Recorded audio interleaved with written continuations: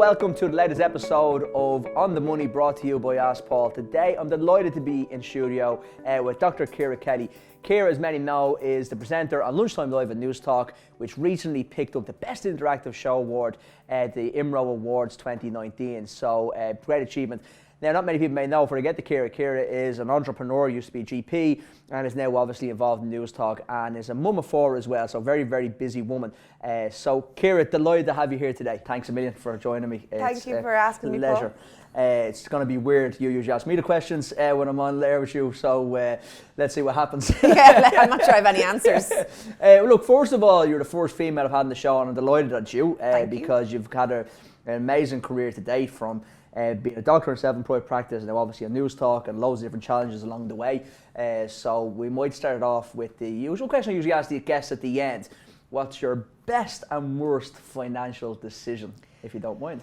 Not at all. My best one was probably buying my first house. I bought a house when I was an intern with my then boyfriend, and that was back in 1999. It was before things had really taken off. I earned very little money. The interns back then earned about 16,000 pounds. Yeah. It was pre-Euro.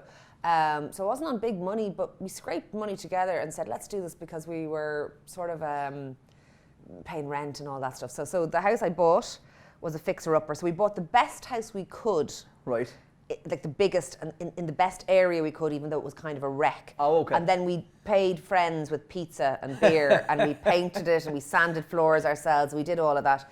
And that house, the deposit or whatever, the equity. Yes. That's the word, isn't it? The equity that we took out of that house when we left it after about 5 years sort of set us up to go on from there. So that was the best one. Okay. The worst one was buying another house. Okay. A little bit later on. It's all about timing. A little bit later on, which, because of the crash then, became very unaffordable. And that house I couldn't even hold on to. We actually had to sell it and trade down from, because, timing is everything. And the first house we bought at the right time for the right price, and this house we bought at the wrong time for the wrong price. Right, okay. So I kept doing the same things, but some of them worked out really well and some of them were terrible. So just the timing's everything when it comes to everything. Yeah, when it comes to money and houses, especially with property. Yeah. And then, do you mind me asking them, when you say you traded down from that house? I know you spoke on there with your listenership as well, but this before. So how was that, I suppose, when you're trading down from that house that you did buy probably at the wrong time? The only reason I spoke about that on air was I had a woman came on air. We were talking with people in debt and people who were struggling to hold on to their houses, and a woman came on air and she got really upset because they were losing their house. Yeah. And she said, I'm embarrassed, I can't tell anybody, it's killing me. I feel like she was very upset about it. We had a lot of listeners on air that day who were upset, and she was particularly upset. And she said, I'm a fool, and I'm embarrassed, and I'm ashamed. And she had all this, she was carrying an awful lot of stuff about it. And I said, I didn't expect to say it, but I said it because I wanted to help her, I suppose. Yeah. And I said, I had to sell my house. And she goes, did you? And I said, yeah. I said, I had to warehouse my debt, I had to restructure my mortgage, I had to do all of those things, and I had to trade down from the house I lived in to a smaller house because I couldn't afford it. And I have a good job, I'm a doctor, I have my own business, all that stuff. A lot of us, timing-wise, got burnt, and I didn't, the thing, we all partied. It wasn't even partying. I didn't have big credit card debts, and I was driving an old car and all that stuff. Yeah. My debt was property debt, and it was down to family house becoming too expensive for my income was falling, and my house was too dear, and I couldn't sort of marry the two. And to be very clear, I got nothing written off. I sold the house, cleared the warehouse debt, cleared the everything, got another mortgage and traded down. And the difference between having affordable debt and unaffordable debt was the difference between me sleeping at night. Well, you know what, in fairness, that's amazing, because the whole reason I started Ask Paul was to try and bring, I suppose, some level of comfort around money to people. And that's the whole idea behind the social media stuff that we do. And I suppose fair play to obviously doing your own show on air and for sharing that with me today, because I hope it brings comfort to somebody that might be like that caller was, because it's a big burden, it's a big stress to people, isn't it? It's amazing. She said to me that she felt much better to hear it, because she kind of thought, and people often do this, but it's never true, that she was the only one. And I said, but you couldn't have thought you were the only one. Sure, you here? She goes, yeah, but I didn't know anybody. She says, I don't know anybody. And I said, maybe you don't know anyone who's admitted it. Yes. And I actually didn't even mean to admit it, because I didn't want to make I didn't want to make it about me anyway. But I found it very hard to listen to her saying how ashamed she was and how she felt she was stupid and that she was like that she'd messed up and she'd failed in some way. And I just felt, love, if you did, I did, and so did lots of other people. And you know what? I actually genuinely prefer where I live now. And I'm not just saying that. I actually do, because I live in a perfectly nice house. It's only bricks and mortar anyway. But I wouldn't be someone who lies awake at night worrying about stuff. Not really. I don't worry about health, and I don't worry about, I don't even worry about my kids. I think everything, I'm kind of quite optimistic. I'm quite optimistic. But when I was in real financial straits, I would lie awake doing, literally, I'm not kidding you, sums. Yeah. I couldn't stop doing sums, and I was moving money, and I was counting 100,000 here, and I think like money. A matrix in your head. Oh my God! And I couldn't stop, and I couldn't. It was coming between me and my sleep, and I actually felt much better for selling the house. And much better. Right, okay. And did you find yourself then being a doctor at a relatively young age? So when I say that, as in most people start their career going into medicine. They build their income up maybe over a longer period. Well, obviously the interim was low, but then when you get into doctorate, it's obviously a bit of a higher salary and everything else, and it's due to the job, which is great. Yeah. Did you find yourself having, not saying money issues, but did you find yourself at a young age maybe having more income than your peers or people around you, that it might have led towards misjudgment or you know what I'm saying, as a mistakes maybe? Yes and no. Like when people talk about that we all party thing, and I have friends, particularly next I work in the media, and they sound to me like they were all wild back in the 90s and the noughties. When they were all being wild, I was working in the Mater in a pair of scrubs, walking the floor at 3 a.m. So I didn't have. Suppose it's a big. I was always. I worked a lot. I always worked a lot, and when we got into financial difficulties, I worked even more. So I was just a workhorse, really. Did an awful lot of work, and so I didn't so much do that, but I did get into financial total difficulties because in and around, we were running our own business, and like a GP practice is an SME. Yeah. And in and around the years now, I would be trouble getting them right. Somewhere between 2009 and 2011. They slashed the payments to general practitioners. Yes. They slashed them off our gross income by 38%. Right, okay. But of course, out of your net income, it was even bigger. And at the same time as that, private patients stopped coming. So in those years, my income fell by about 45%. Right, okay. My take home pay. So it's a double whammy then. So my income fell by 45%, and my mortgage was unpayable. And in addition to all of that, the house went into negative equity. So there was every bloody thing happened. Like everything went wrong that could go wrong.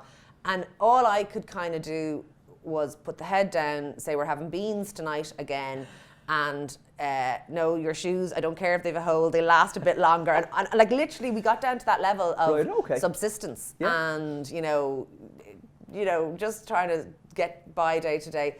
And I worked, I took on extra jobs. I became like literally, for a couple of years, like a performing monkey. Right, okay. Truthfully. Yeah, you see, and this is what, this is amazing because people don't see that side, maybe because you're in the media as well. People probably have the picture of it's just so easy for everybody, and you always hear that as well. I think people often think it's better for other people, but no, I had the whole kit and caboodle, had to sell the house, do the whole thing. Yeah. But truthfully, I don't even feel sorry for me because you know what? I had a lot of options in that I was able to, you know, I used to come home from the surgery in the evening and put on a pair of scrubs and go back in, and a lot of doctors who were GPs at the time thought it was very menial for me. I'd go back in and do a night shift in A&E or whatever. Right. I was just trying to pull in money because I couldn't keep the balls in the air. And why I'm saying it's so good is that that's actually financial advice, believe it or not. You don't need someone like me. It's actually real life stuff, and that's what money is actually. It's like I always say this is about going like a diet if you want to lose weight. It's not rocket science. You know, you exercise more, you eat less. Same when you're in financial difficulty or when you want to save for something, but you spend less and you save more. And I worked and it's for just more money. You don't need qualification. Right? Maybe it's just logical, and I suppose and fair play for getting time was in the same way that the first house was bought at a good time. Timing was good. The next house was bought at a bad time. The timing was bad. Yeah, you can't time that. Yeah. But time changed things too because my income started to stabilise and it climbed again. And not only did it climb again because I was doing things like A&E shifts and everything, I started working in the media. Like I started viewing the media as a possible income stream, because in the beginning you earn not very much money in the media, you Yeah. scrabble around and earn nothing really. But I started going, maybe I could actually take some income from this too, and how would Very I do good, that? yeah. So I started trying to maximize what I was bringing home while trying to keep the costs at home down as much as I could. Yeah. And little by little that balance swung back and the economy recovered and time went on. And what was lucky for me that wasn't lucky for other people in that space lost everything, whereas I managed to keep everything afloat. just about. I mean, it was just about. It was really barely keeping your head above water. That was with restructured mortgage. That was with a warehouse debt. That was with, you know, going on interest only at times and all that stuff. It was all doing everything you could to all stay those afloat, bits, but I kept afloat. Yeah.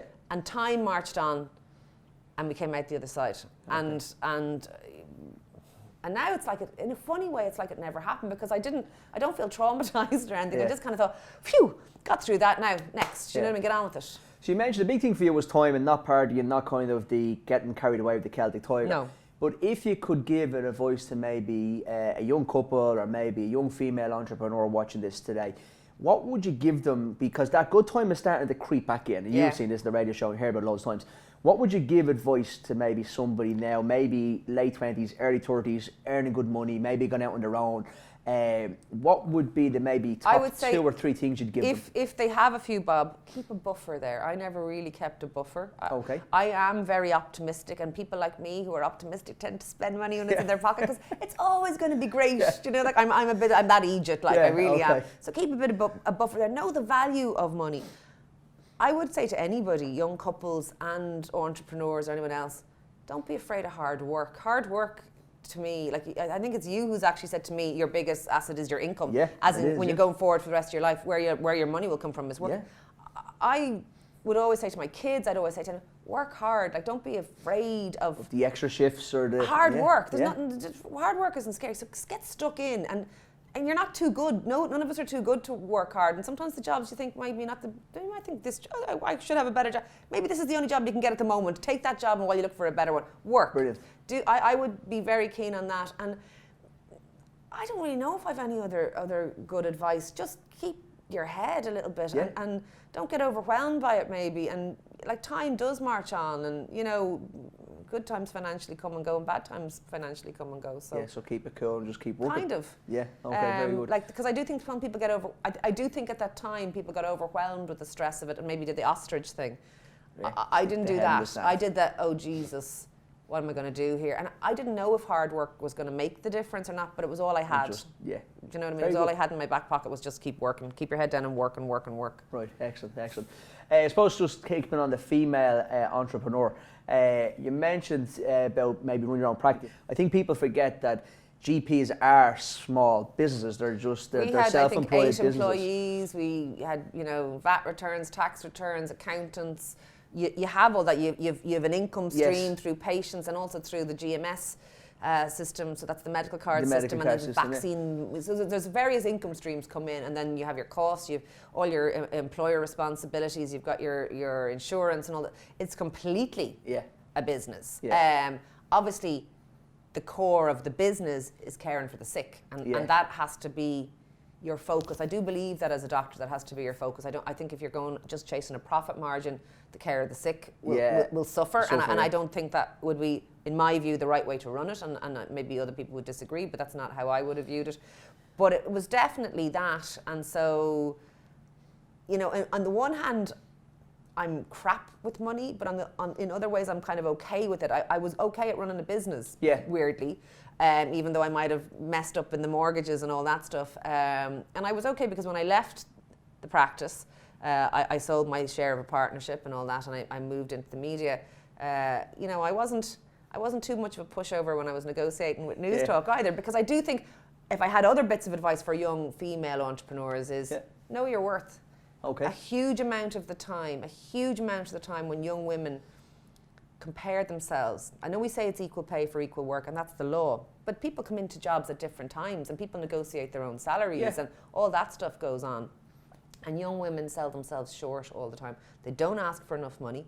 They don't ask for pay rises. They don't go in and say, I'm really bloody good, and I'm actually out selling everybody else on the floor. I should, you know, and they should. And they should for 2 reasons, because if you don't ask, you don't get. That's the first thing. So ask. And second of all, I actually have found, in fairness, people talk about misogyny and everything. I have found men very often have treated me extremely fairly, like really, really fairly, and have respected the fact that I have sort of talked to them like a man, kind of ballsy. I'd say, no way, I'm not doing, I would sort of assert myself. And men don't respond badly to that at all. I've never found one man ever who has gone, oh, who do you think? They actually go, oh, here's a straight talker. I can understand this. We're on the same level. We're talking the same language. Grand job. Actually, yeah, maybe she is worth a few bob because she, she seems to think she's great. Do you know what I mean? So I just think, know your worth and assert yourself and ask. And don't be all, oh gosh, could I have a job? And you're going to pay me as well. Don't do any of that stuff. Young women are really, really good at what they do very often. And one of the things that holds them back is their own heads not believing that. Right, okay. Is 100% agree with everything you just said. In relation to then females and self-employed people, you have 4 children. I do. That's 4 kids bringing you away from earning an income when you're self-employed. Oh my God. How did you manage, or how do you manage? And that's a big one for women, especially setting up their own business and they maybe haven't had kids yet. There was a shed load of juggling. Yeah. No, honest to God, there was. It must be extremely difficult. And obviously. Their dad is extremely good with, he's very hands-on, because I don't know how you would do it other than that. So there was an awful lot of juggling. And yeah, I mean, children are very expensive. And because I was running a business, when I left the business, as in to go on maternity leave, I was able to take profits from the business, but I had to pay from my own income a locum doctor to do my work. Right, okay. So even though I was taking some money out, I had to put money back because it wasn't like a normal job. The way we had it structured anyway, it wasn't like a normal job. And all of my kids, I worked it out afterwards, cost me, and they weren't IVF pregnancies, they were normal, but they still cost me about 20 grand a kid, because by the time I took time out of the work, and I was paying somebody else to come in. So and I was lucky because I, was in one of the professions that's better paid. I was in medicine, so I could kind of take a hit. Yeah. But I don't think I could have had a fifth. Do you know what I mean? I think there wouldn't have been the cash in the bank. And just thinking that thing, because in the GP practice, like a partnership, maybe another GP, would you recommend then maybe for somebody that's young females to maybe be in partnerships? So if they are doing business and they go and take out time for kids, is that easier to keep the business running on? You had someone where you had to be on your own.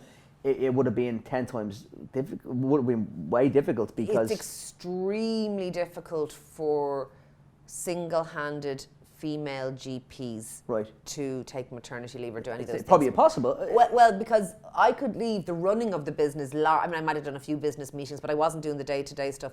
And even if you put a locum doctor in there, if you were single-handed to see the patients, you'd still definitely have to be across everything else because you wouldn't have a partner. So definitely that's a tough road, but single-handed practice is going anyway. It's too hard for men or women. It's just too hard. Okay. It's too hard if you're sick. It's too hard on every level. It's very difficult.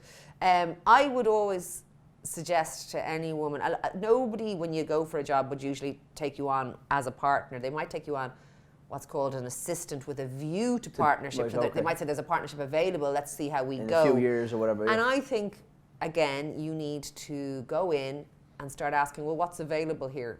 Will there be maternity leave? What kind of support will there be? Because if you bear in mind, obviously people are entitled to leave, but they're not necessarily entitled to pay in those maternity pay from your employer. And equally in a partnership, all bets are off. You're negotiating whatever agreement you come up with between yourselves. There's no law about what a partner has to do to another partner. So you, and I think you have to assert yourself. I remember years ago, Paul, talking to a friend of mine who was a very, very good GP, really superb at what she did. She was in a practice and working away and working very hard, and it was a tough gig, really, very busy. And another GP came into the practice who was a man, and he was there, 6 or 12 months. She'd been there a couple of years, and it was announced he was becoming a partner, and she was disgusted and she was really annoyed, and she said it to me. She said, they're making him a partner. And I said, oh right. And she said, I just can't believe it, I've worked so hard. And I said, because this is how my head works, I said, did you ever tell them you wanted to be a partner? And she said, no, don't be ridiculous. But they must have known.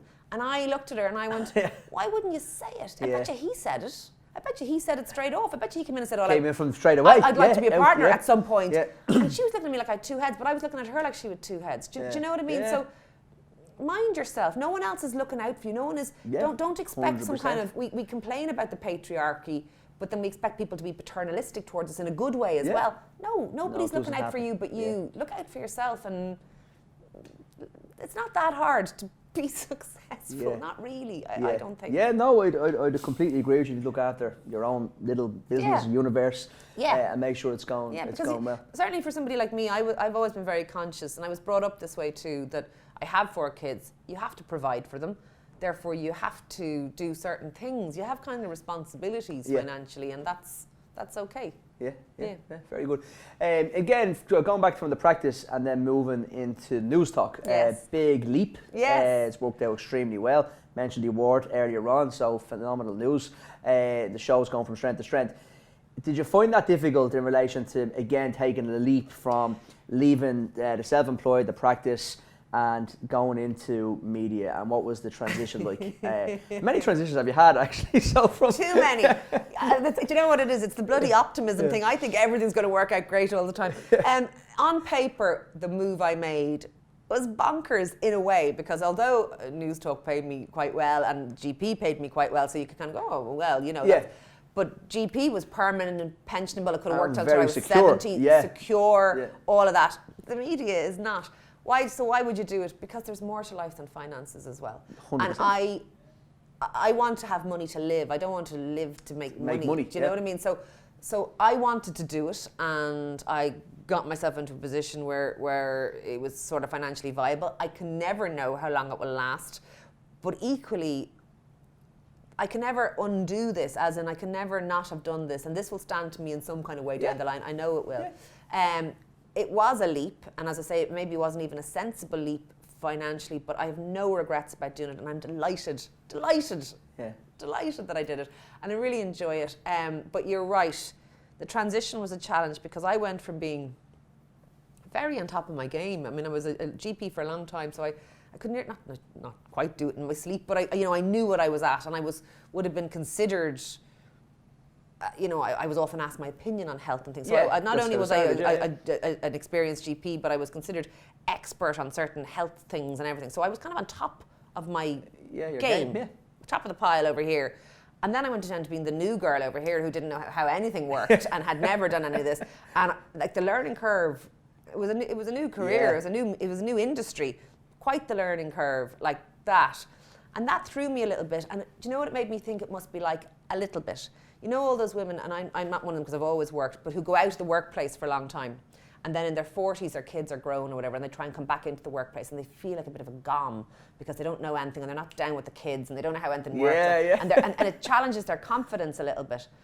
That happened for me too, because even though I'd always worked, I went from being on top of something, like maybe they do, being on top of their domestic situation, working in the home, to being, I haven't a clue, and I'm in this new thing, and there was a bit of a challenge, confidence-wise, kind of going, whoof, I'm used to being more expert at what I'm doing than this. That's challenging. And then there was also the sort of the fear of the unknown and the newness, and so there was definitely a transition. Having said that, again, my modus operandi: put the head down, keep working. It'll all be grand. Okay. And now I kind of do know how radio works. Now I don't feel like now I just did a lot of listening in the beginning, an awful lot of listening to what all the people in production were telling me, because I thought I need to understand radio production, or I'll be out of my depth here. So now I actually do understand it, and now I would actually say, no, I think we should do this, not that. And you can feel comfortable. It's different, but definitely the curve was practically vertical, and that's a challenge. But I'm really glad I did it. Right. Okay. Brilliant. It's such an amazing story. And then I suppose to kind of bring this into, I suppose to wrap up the interview, in relation to people ringing into your show. So I know I've been on a few times in relation to being interviewed. It's been great. And you do your Friday where you have the non-scripted, and people ring in, so you get people from all walks of life, and it's been excellent. That's why obviously the award was awarded this year, which is brilliant. But what has your experience been with listeners and money over your kind of career in media, and what were you kind of getting from the Irish public? So I know why you'd be on sometimes on different media as well, but what's your take on that? I think the Irish people are actually very much like me, I don't think they're that savvy, as in, I wasn't either. And I noticed that when someone like yourself comes on, they all ask the same questions. What do I do with, I've got a few bob, I don't know where to put it. Do I put it in the bank? And you guys go, no, not the bank, it makes you no money. I could nearly answer the questions because I've heard you say the answers, but they don't know what to do. They don't know what to do about their pensions. A lot of them don't have pensions.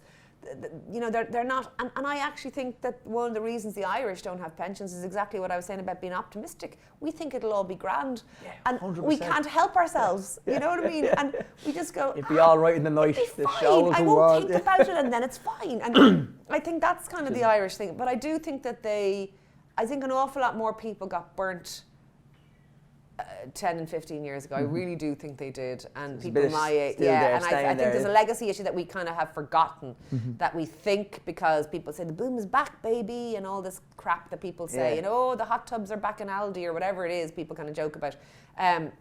I think there's an awful lot of people still losing their homes with that legacy issue, still in negative equity, still in mad debt. And I know the house prices have climbed and all that, but there are people who are still in negative equity. Like so there's still a fallout. And I suppose what interests me even more than the money end of things was the fallout for people's lives, because that's like the way you're like a money doctor and I was like a people doctor, and people going through those experiences where, you know, they lost family, they lost self-respect, they lost marriages, they lost lives at times, they lost stuff. We as a society, we were kind of wounded by it in a real sense, and I get that from listeners. I do. Okay.